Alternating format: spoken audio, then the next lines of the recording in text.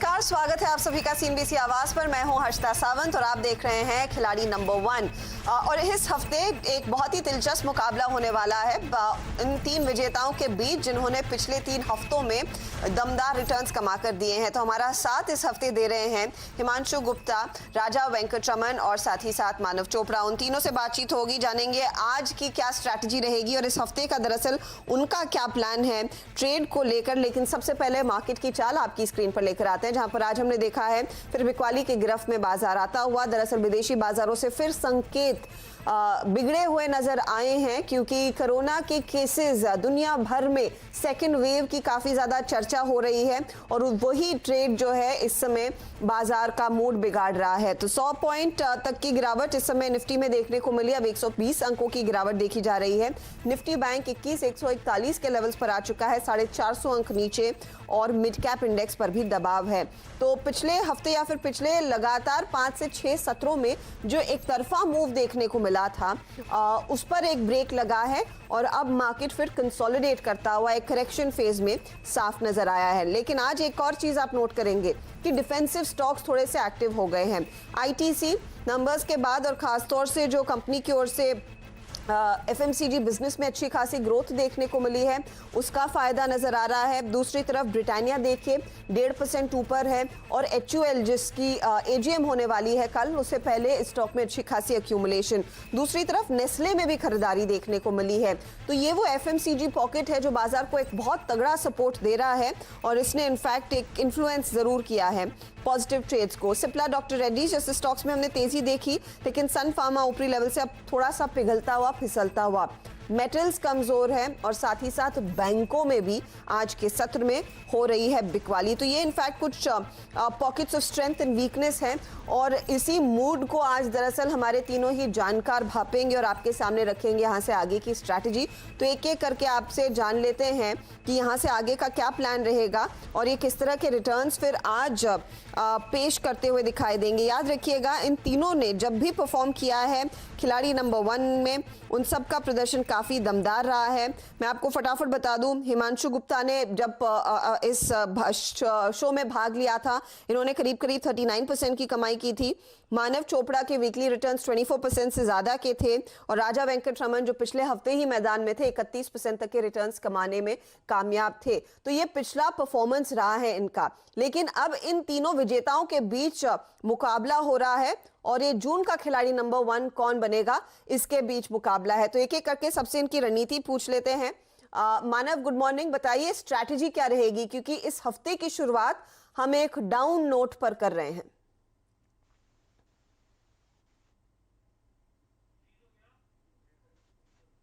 जब मानव से लगता है संपर्क नहीं बन पा रहा है।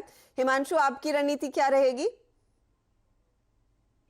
Good morning Harshita. देखिए क्लियरली यहाँ पर लास्ट पीक में हमने देखा कि 10,400 के आसपास बाजार में थोड़ा सा यहाँ पर रेजिस्टेंस देखने को मिला और जिस तरह से यहाँ पर फ्राइडे के सेशन में यूएस मार्केट्स में भी यहाँ पर थोड़ा सा प्रेशर देखने को मिला, मुझे लगता है कि यहाँ पर थोड़ा सा फ्रंट लाइनर्स एक कंसोलिडेशन दिखा सकते हैं और कहीं ना कहीं मेरा ऐसा मानना है कि 10,100 10,150 तक के लेवल्स भी यहाँ पर निफ्टी में आते हुए देखने को मिल सकते हैं। बट हैविंग सेड दैट, यहाँ पर हमने देखा है कि जिस तरह से यहाँ पर ब्रॉडर मार्केट्स यहाँ पर शानदार रिटर्न्स दिखा रहा है, लिक्विडिटी के चलते यहाँ पर जबरदस्त खरीदारी देखने को मिल रही है खासतौर पे कैश के स्टॉक्स में। मुझे लगता है कि वो मोमेंटम यहाँ पर कंटिन्यू रहेगा इस हफ्ते भी और इसलिए फिलहाल मुझे लगता है कि वहां पर हमें काफी अच्छी अपॉर्चुनिटीज मिलेंगी। आज के लिए मेरा फोकस यहाँ पर बाइंग साइड ही रहेगा और मैं कैश के स्टॉक्स में यहाँ पर स्मॉल और मिड कैप्स में अपना फोकस करूंगा। ओके, बाइंग साइड पर ही फोकस रहेगा और कैश मार्केट के ट्रेड्स पर ज्यादा फोकस हिमांशु का रहने वाला है। राजा, गुड मॉर्निंग, बताइए आपकी इस हफ्ते की स्ट्रैटेजी क्या रहेगी? मार्केट की जो चाल है जो हम पिछले हफ्ते से देख रहे थे, ये एक पुलबैक मार्केट है और मेरा मानना ये है कि जो जो रणनीति चली है, जो रिसेंट स्विंग जून की लो से, वहाँ से जो 10,150 की लो जब तक टूट न जाए निफ्टी स्पॉट पर, हमें एक खरीदारी का ही संकेत रखना चाहिए। जो अब हमें ओवरसीज मार्केट से जो बिकवाली दबाव आई है हायर मार्केट्स में, हमारे मार्केट्स में, उसे हमें एक अच्छा एक अपॉर्चुनिटी के तौर से देखना चाहिए और specially mid and small cap पे ध्यान देना चाहिए क्योंकि वहाँ पर काफ़ी एक्टिविटी है और जो डिप्स पे बाय करने की मैं संकेत रख रहा हूँ और इसी उम्मीद से मैं मिड और स्मॉल कैप में फोकस करना चाहूँगा इस हफ्ते भी। ओके, तो मिड और स्मॉल कैप्स पर राजा वेंकटरमन का भी फोकस रहने वाला है। तो इंटरेस्टिंग आइडियाज ये बीते हफ्ते लेकर आए थे, इस बार ही देखते हैं क्या कुछ अलग लेकर आते हैं। मानव चोपड़ा क्या जुड़ गए हैं डायरेक्टर साहब? अच्छा, लगता है उनसे संपर्क नहीं बन पा रहा है। तो जब तक हम मानव को पैच थ्रू करते हैं, एक एक ट्रेड चलिए हिमांशु और राजा से लेना शुरू करते हैं। राजा, फिर आपका पहला ट्रेड क्या रहेगा ये बताइए। हाँ, मेरा पहला ट्रेड रहेगा वोकार्ड फार्मा में। जो वोकार्ड फार्मा में हमने नोटिस किया है कि एक अच्छा राउंडिंग बॉटम बनाकर उसमें एक अच्छा ब्रेकआउट दिया है, राउंडिंग बॉटम ब्रेकआउट। और ये ब्रेकआउट की वजह से और फार्मा सेक्टर में, जैसे कि करंट हालात में फार्मा सेक्टर में कंटिन्यूस बाइंग अपॉर्चुनिटी आ रही है लोअर लेवल पर, तो मैं वोकार्ड फार्मा रेकमेंड करना चाहूँगा करंट लेवल पर। इसका स्टॉप लॉस आप रख सकते हैं 282 का, और आपका टारगेट होगा 327। 282 का स्टॉप लॉस, ठीक है। और वॉकहार्ट में 327 का आप लगाइएगा टारगेट का भाव। और वॉकहार्ट आज सुबह में मैं देख रही हूँ तेजी का खिलाड़ी है, ये करीब 1% ऊपर इस घंटे भी आ रहा है। ओवरऑल आप देखेंगे 2.5% तक की तेजी इसने अपने नाम कर ली है। 293 के भाव देखने को मिल रहे हैं। और जून के महीने में तो इसने अच्छी खासी कमाई करके भी दी है, करीब करीब 35% तक के रिटर्न्स इसने अपने नाम कर लिए। तो मौका है इस तेजी का हिस्सा बनने का, इसीलिए 327 के टारगेट के लिए एक अपॉर्चुनिटी यहां पर बाय साइड की है। हिमांशु, आपका पहला ट्रेड क्या है? जी हर्षिता, जो यहाँ पर मैं पहला खिलाड़ी आज अपनी टीम में उतारूंगा, स्टॉक का नाम है पीटीसी इंडिया। स्टॉक लगभग अभी 49 रुपए के आसपास काम कर रहा है। स्टॉक को चुनने का, आज अपनी टीम में जगह देने का जो मेन कारण है वो ये है कि स्टॉक ने फ्राइडे के सेशन में यहाँ पर एक बहुत ही शानदार ब्रेकआउट दिया। अगर स्टॉक के डिलीवरी वॉल्यूम्स और यहाँ पर जो बाइंग इंटरेस्ट पिछले हफ्ते 10 दिन का देखा जाए, तो यहाँ पर लगातार बहुत जबरदस्त यहाँ पर खरीदारी होते हुए हमने देखने को मिली है। और एक अच्छे ब्रेकआउट के बाद मुझे लगता है कि यहाँ पर एक फ्रेश जो चार्ट में अपसाइड खुली है, वहां पर ये चार्ट जो पीटीसी इंडिया का अगर स्टॉक की बात की जाए तो 60 रुपए तक के टारगेट्स मुझे लगता है कि ये स्टॉक अब आने वाले दिनों में दिखा सकता है। तो पीटीसी इंडिया आज मैं अपनी टीम में यहाँ पर पहला खिलाड़ी उतारूंगा। यहाँ पर 47 रुपए 50 पैसे का एक स्टॉप लॉस लेके चलूंगा। और 60 रुपए तक के टारगेट्स मुझे लगता है कि पीटीसी इंडिया में बहुत जल्द 2 से 3 ट्रेडिंग सेशन में आते हुए देखने को मिल सकते हैं। पीटीसी इंडिया जो ये फाइनेंस वाले काम में है, इस पर नजर रखिएगा। और यहाँ पर मैं आपको भाव बता दूं, इसका करीब करीब 49.25 के आसपास ट्रेड करता दिखाई दे रहा है। आप कह रहे हैं 60 के टारगेट के लिए यहाँ पर एक अपॉर्चुनिटी है। स्टॉप लॉस आप 47.50 के करीब लगाएंगे और ये फिलहाल ट्रेड आपके फेवर में जाएगा। आज हालांकि हमने देखा एनबीएफसीज में इतनी कुछ खास तेजी नहीं बनती दिखाई दी है। इसका नाम दरअसल डायरेक्टर साहब अगली बारी प्रोड्यूसर साहब को भी बताइएगा, पीटीसी इंडिया स्पेसिफिकली लिखे, क्योंकि पीटीसी पावर ट्रेडिंग कॉर्पोरेशन भी लिस्टेड ही एंटिटी है। तो आप पीटीसी पर फोकस करें, ये है आपके लिए राय। 60 रुपए के टारगेट के लिए एक अपॉर्चुनिटी यहाँ पर आप लेकर चलेंगे। चलिए, मानव हमारे साथ अब लाइन पर आ गए हैं। मानव, गुड मॉर्निंग। बताइए आपका पहला ट्रेड क्या रहेगा? जी, मेरा ऐसा मानना है कि न्यू टर्म में जिस तरह मार्केट्स में वीकनेस है, तो उसके चलते मेटल्स एज अ स्पेस में काफ़ी सेलिंग प्रेशर रह सकता है। तो मेरा जो सबसे पहला सेल कॉल रहेगा वो रहेगा एनएमडीसी पे। अगर हम एनएमडीसी के चार्ट्स भी देखें तो कहीं ना कहीं हर्षिता जी काफ़ी अच्छा ब्रेकडाउन हमें देखने मिला है। स्टॉक ओवरऑल एक अंडर परफॉर्मर रहा है रिसेंटली, एंड जो ट्रेंड है इसका lower tops and lower bottoms बना रहा है। इंपॉर्टेंट बात यह है कि इंट्राडे चार्ट्स पे स्टॉक ने अपने डिसाइसिव सपोर्ट्स को ब्रेक किया है एंड इंपॉर्टेंट एवरेजेस के नीचे ट्रेड कर रहा है। जो ब्रेकडाउन भी हुआ है वो काफी वॉल्यूम्स के साथ हुआ है, नियर डे लोस के आसपास ट्रेड कर रहा है।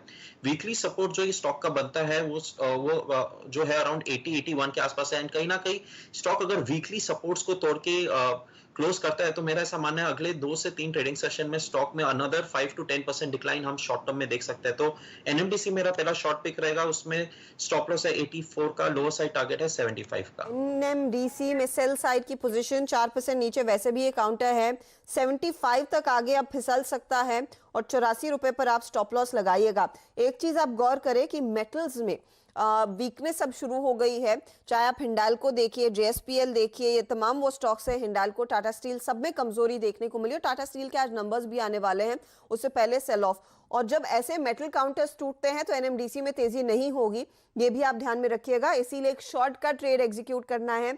75 का टारगेट, 84 का आप स्टॉप लॉस लगाइएगा। चलिए दूसरे ट्रेड पर आते हैं। मानव, आप ही बताइए आपका दूसरा ट्रेड क्या रहेगा? सेल साइड का ही स्टॉक है या फिर कुछ बाय भी करेंगे?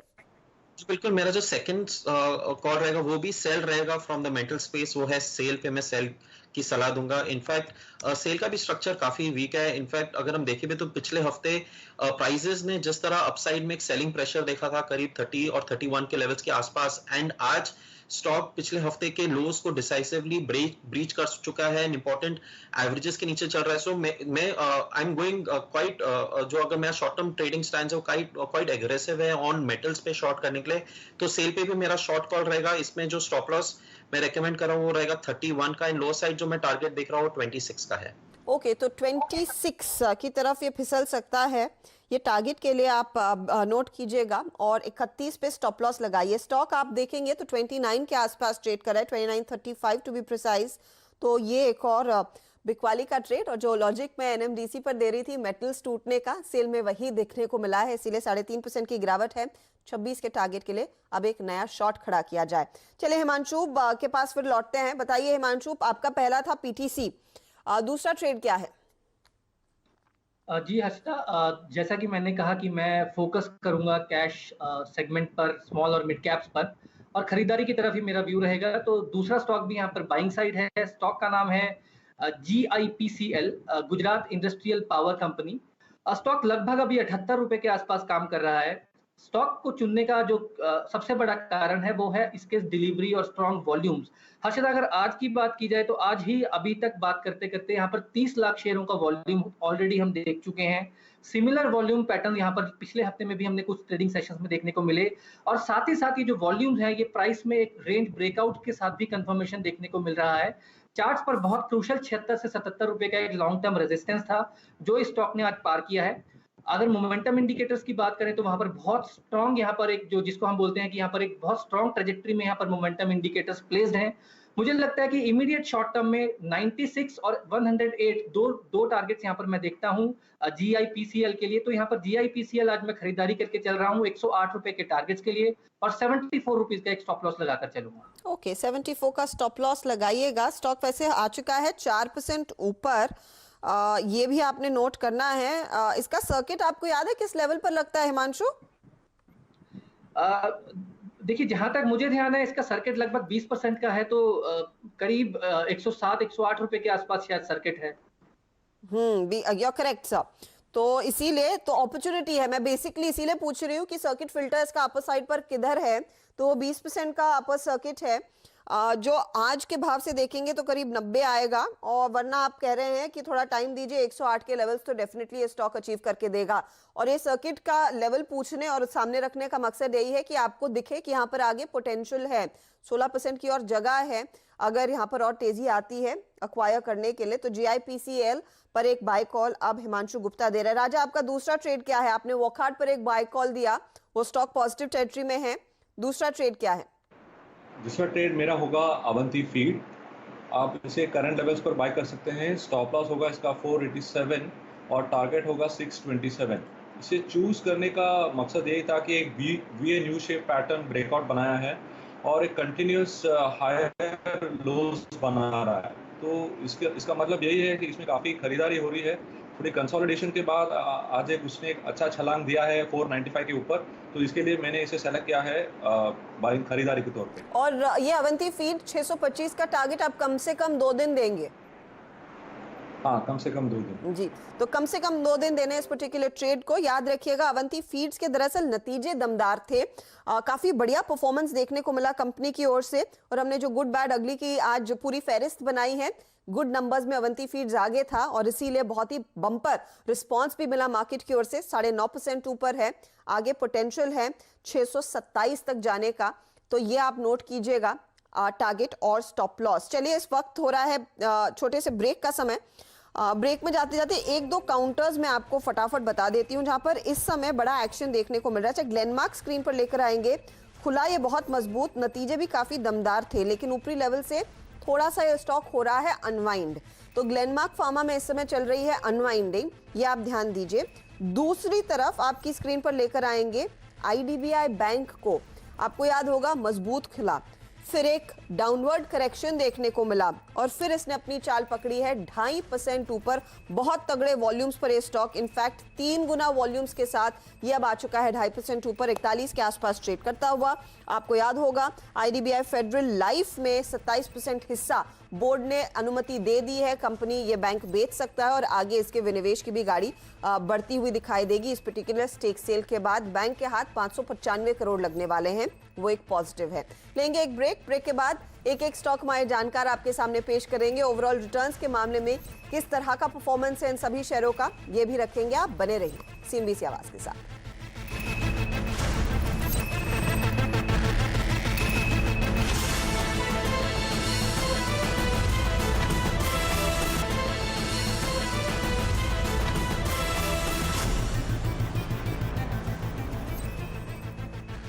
आप देख रहे हैं खिलाड़ी नंबर 1 सीएनबीसी आवाज पर। मैं हूं हर्षिता सावंत। आज मार्केट्स में हमने देखा है थोड़ी सी बिकवाली का रुझान बना हुआ है। 10,260 के आसपास इस समय निफ्टी अटका पड़ा है। 100 पॉइंट से ज्यादा की गिरावट पर लगभग 500 पॉइंट का गोता खाया निफ्टी बैंक ने भी, लेकिन अब आप देखेंगे तो ये सिर्फ 419 अंक ही नीचे है। लेकिन इस समय मिड कैप्स की धुलाई चल रही है। लेकिन हम बात करें ऐसे ट्रेड्स की जो आपको अच्छा खासा मुनाफा कमा कर देंगे। और अब तक हमने देखा हमारे जानकारों ने जो सौदे डाले हैं उसमें मानव ने सेल साइड की पोजीशन रखी है, तो दूसरी तरफ राजा और हिमांशु गुप्ता दोनों तेजी के कॉल्स पर फोकस कर रहे हैं। तो क्या आज मानव अपने पोर्टफोलियो को हेज करने के लिए एक तेजी का कॉल देंगे या फिर एक और मंदी का कॉल ही आएगा?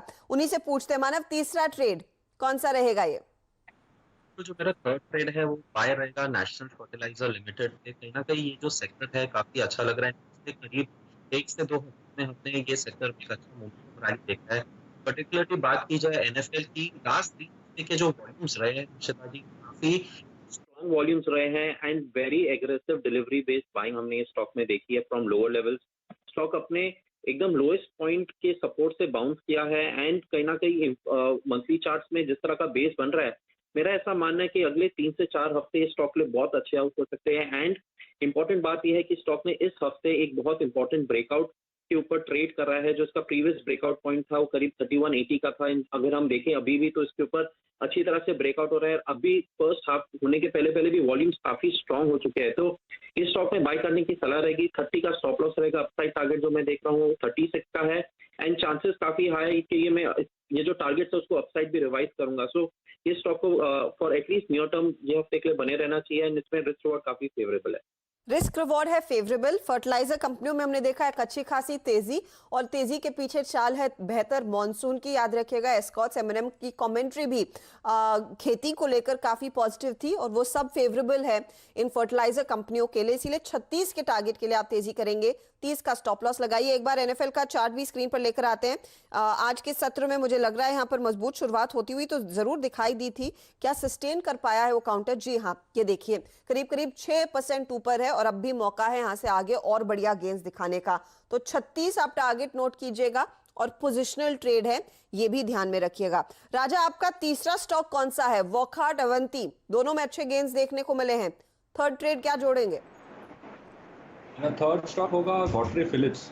गॉडफ्रे फिलिप्स में मैं देख रहा था कि काफ़ी दिनों से कंसोलिडेशन के बाद एक ट्रायंगल ब्रेकआउट देखने मिला है, जिसका एक अच्छा पॉजिटिव सेटअप हमें देखने मिल सकता है। और आज जो जिस तरह से स्टॉक का परफॉर्मेंस है उसमें साफ जाहिर है कि अच्छी बाइंग आ रही है लोअर लेवल्स पर, तो इसे स्टॉक में रेकमेंड करना चाहूँगा करंट लेवल्स पर। इस पर आप स्टॉप लॉस रख सकते हैं 980 का और टारगेट मिनिमम होगा 1095 का। 1095, ठीक है। 1095 के टारगेट के लिए एक अपॉर्चुनिटी लेकर चले। तेजी करनी है और स्टॉप लॉस 980 का। स्टॉक हम देख रहे हैं गॉडफ्रे फिलिप्स का मजबूत है। आज दरअसल आईटीसी में भी जो तेजी देखने को मिली, आईटीसी का आप याद रखिएगा सिगरेट वॉल्यूम श्रिंक हुआ, 9 से 10% आया। लेकिन ज्यादातर रिपोर्ट्स में यह कहा जा रहा है कि cigarette consumption pre Covid level पर आ रही है। इसकी हम कवायद नहीं कर रहे हैं, ध्यान रखिएगा। Cigarette smoking is injurious to health, ये याद रखिए।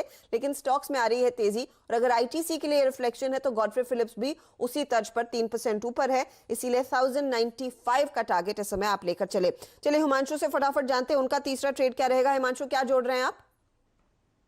जी हर्षिता, तीसरा स्टॉक यहाँ पर जो मैं आज उतारूंगा अपनी टीम में, उस स्टॉक का नाम है GRSE। Garden reach ship builders and engineering के नाम से ज्यादातर लोग इस स्टॉक को जानते हैं। तो जीआरएसई को चुनने का आज कारण स्टॉक में ये है कि यहाँ पर एक काफी अच्छा, आज अगर इंट्राडे चार्ट देखें तो यहाँ पर फ्लैग फॉर्मेशन से यहाँ पर ब्रेकआउट देखने को मिला है।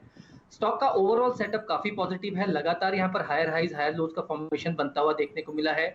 सभी क्रूशियल मूविंग एवरेजेस के ऊपर ये स्टॉक यहाँ पर सस्टेन कर रहा है और इंपॉर्टेंटली आज के बाजार में भी यहाँ पर लगभग हमने देखा कि 3-3.5% के गेन्स यहाँ पर स्टॉक में बनते हुए देखने को मिले हैं। मुझे लगता है कि स्टॉक जिस हिसाब से पोजीशनड है, यहाँ पर एक बार एक अच्छा बड़ा ब्रेकआउट देखने को मिल सकता है। इसलिए जीआरएसई में 240 रुपए के टारगेट के लिए यहाँ पर मैं अपनी टीम में आज इसको उतारना चाहूंगा। 204 रुपए का यहाँ पर एक स्टॉप लॉस रिकमेंड करूंगा। 204 का स्टॉप लॉस लगाइए, 240 का टारगेट रहेगा। ये बात हो रही है गार्डन रीच शिप बिल्डर्स की। 3% ऊपर खुला ये कमजोर और उसके बाद इसमें हमने देखा है चाल थोड़ी सी मजबूती की आई है। होल्ड करेगा ये ट्रेड तेजी की तरफ, ये भरोसा है हिमांशु गुप्ता का। चलिए एक एक करके सभी के ट्रेड्स देख लेते हैं। तीनों ने अपने 3-3 स्टॉक्स सामने रख दिए हैं, तो 9 स्टॉक्स आपके लिए हम लेकर आए हैं और हिमांशु के ट्रेड्स के साथ ही शुरुआत करते हैं डायरेक्टर साहब। पीटीसी इनका पहला कॉल था, 60 का टारगेट, 4750 का स्टॉप लॉस इन्होंने दिया। दूसरा ट्रेड था गुजरात इंडस्ट्रियल पावर GIPCL, 108 के टारगेट के लिए आप खरीदारी करें, 7350 का स्टॉप लॉस। और गार्डन रीच शिप बिल्डर्स में भी हमने देखा है 240 के टारगेट के लिए अपॉर्चुनिटी, 214 है या 4 है, मुझे लगा 214 इन्होंने स्टॉप लॉस दिया। 204 का आप स्टॉप लॉस लगाकर चलिए। पीटीसी ठंडा है, GIPCL में भी हल्की सी बढ़त देखने को मिल रही है। गार्डन रीच में 1% का कंट्रीब्यूशन इनके पोर्टफोलियो में हो रहा है। अब आते हैं राजा के पोर्टफोलियो पर। राजा के पोर्टफोलियो में आया है Wockhardt, buy call, 327 target, 282 stop loss. Avanti Feeds, buy call, 627 target, 487 stop loss. और तीसरा है गॉडफ्रे फिलिप्स। गॉडफ्रे फिलिप्स में 1095 का टारगेट है, स्टॉप लॉस 980 का आप रखेंगे। 1.5% जोड़ रहा है गॉडफ्रे इनके लिए और वॉकहार्ट भी 1.5% तक की कमाई करता हुआ। अब आते हैं मानव के ट्रेड्स पर। मानव ने मेटल्स में कमजोरी देखकर NMDC और सेल में शॉर्ट का कॉल दिया। NMDC सेल करें 75 के टारगेट के लिए, 84 आपका स्टॉप लॉस। सेल करें 26 के टारगेट के लिए, 31 आपका स्टॉप लॉस। और NFL में एक तेजी का कॉल है, 36 का टारगेट और आपका रहेगा 30 का स्टॉप लॉस। अब तीनों में प्रदर्शन देखिए, 1% जोड़ रहा है सेल, 3.5% जोड़ रहा है NFL और 0.5% जोड़ रहा है NMDC। तो अब तक के रिटर्न्स के मामले में मानव चोपड़ा ने ले ली है लीडरशिप पोजीशन। अपने मंदी के कॉल्स का फायदा और तेजी की तरफ भी इन्होंने एक बहुत ही दमदार ट्रेड सामने निकाला है। तो ओवरऑल आप देखेंगे चाल मजबूत होती हुई मानव के ओवरऑल पोर्टफोलियो की। अगर वो डेटा हम स्क्रीन पर लेकर आए, डायरेक्टर साहब बता दीजिएगा कि कौन कहां ओवरऑल रिटर्न्स के लिहाज से इस समय पहुंचा है। तो मानव लीडरशिप पोजीशन में और हिमांशु और राजा के भी ट्रेड्स हमने देखे, जहां पर उनके ट्रेड्स में परफॉर्मेंस अच्छा खासा, मेरे ख्याल में दूसरे स्थान पर होने चाहिए अब राजा वेंकटरमन और करीब 1.5% की कमाई हिमांशु गुप्ता की ओर से होती हुई। तो 5% के रिटर्न्स मानव चोपड़ा के, 2.5% के रिटर्न्स राजा वेंकटरमन के और हिमांशु के 1.32% के रिटर्न्स। तो इंटरेस्टिंग रेशो है। अब देखते हैं ये कैचअप कर पाते हैं या नहीं हिमांशु और राजा मानव के रिटर्न्स को लेकर। आप तीनों का शुक्रिया। लेकिन एक ट्रेड में आपसे पूछना चाहूंगी, मानव IDBI बैंक पर राय दीजिए, क्योंकि खुला ये मजबूती के साथ, उसके बाद थोड़ा सा नर्म हुआ, अब फिर से क्या जो तेजी इसमें देखने को मिल रही है, क्या ये स्टॉक चेज किया जा सकता है? क्योंकि ये आउट एंड आउट परफॉर्मर रहा है पिछले हफ्ते का भी, अभी मौका है क्या? इनफैक्ट अगर हम देखें जी स्टॉक ने करेक्टिव डिक्लाइन दिया है। मेरा ऐसा मानना है कि इसका इंपॉर्टेंट सपोर्ट करीब 53 और 55 के आसपास है एंड लोअर लेवल्स में हम बाइंग एंटिसिपेट कर सकते हैं बिकॉज ट्रेंड अभी भी इंटैक्ट है एंड जिस तरह का न्यूज अपडेट इस स्टॉक में चल रहा है, सो मेरा ऐसा मानना है कि ये स्टॉक में चढ़ के लेना नहीं चाहिए। इनफैक्ट इसका जो सपोर्ट के आसपास अगर हम कंसोलिडेशन में हम बाय करें तो अच्छा है, बिकॉज मार्केट न्यूयर टर्म में वीक रहेगा एंड आपको लोअर लेवल्स में अच्छे स्टॉक्स भी मिल सकते हैं। तो 55 और 54 के लेवल्स अच्छे रहेंगे स्टॉक को लोअर साइड में अक्यूमुलेट करने के लिए एंड रिस्क रिवॉर्ड रेशियो भी काफी फेवरेबल है। तो अगर 54-53 का रेंज मिलता है तो लेना चाहिए on the lower side. Okay, तो एक अपॉर्चुनिटी है यहाँ पर, एक तेजी का ट्रेड आप कैरी कर सकते हैं। All the best. कोई भी बदलाव होगा इनके पोर्टफोलियो में, टारगेट हिट हुए, स्टॉप लॉस ट्रिगर हुए या फिर नया ट्रेड आए, उसकी जानकारी CNBC आवाज आपके सामने रखेगा जरूर। ऑल द बेस्ट इस हफ्ते के लिए। लेंगे एक ब्रेक के बाद पूरा फोकस कमोडिटी मार्केट के एक्शन पर। बने रहिए CNBC आवाज के साथ।